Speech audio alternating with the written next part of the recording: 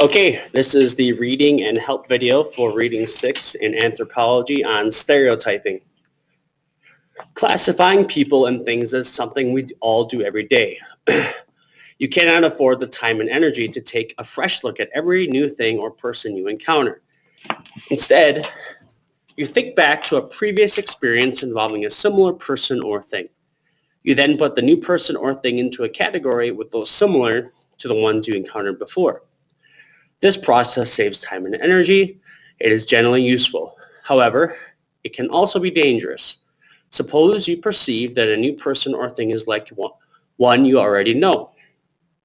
What if your perception is wrong?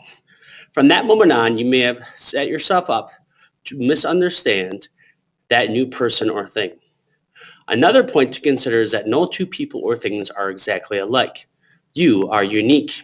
Every other person is also unique, with her or his own individual characteristics.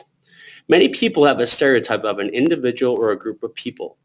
A stereotype is an oversimplified view, usually negative, of a person or a group of people. Again, a stereotype is an oversimplified view, usually negative, of a person or a group of people. Because the members of a group are perceived to have similar characteristics, all are seen as the same and treated the same no matter how different the individuals may be. When a person is stereotyped, he or she is not regarded as an individual, but judged by a false picture. You can see how stereotyping can lead to discrimination and prejudice. Discrimination means put somebody down or to view a group of people badly. Then that person or group is treated unfairly. Until recently, our culture put men into roles in which they were expected to be more intelligent, stronger, more aggressive, better able to control money, and more naturally suited to a business career than women. The professions of doctor, lawyer, soldier, farmer, and many others were considered men's work. Women, on the other hand, were considered weaker, more emotional, and unsuited for jobs in business and government. Since they were designed by nature to have children, all women were supposed to have the home and family as the center of their lives. Or at least this is the way men and women were expected to be. Those were the accepted roles and stereotypes in our society. They are still held by some people who prefer the traditional roles.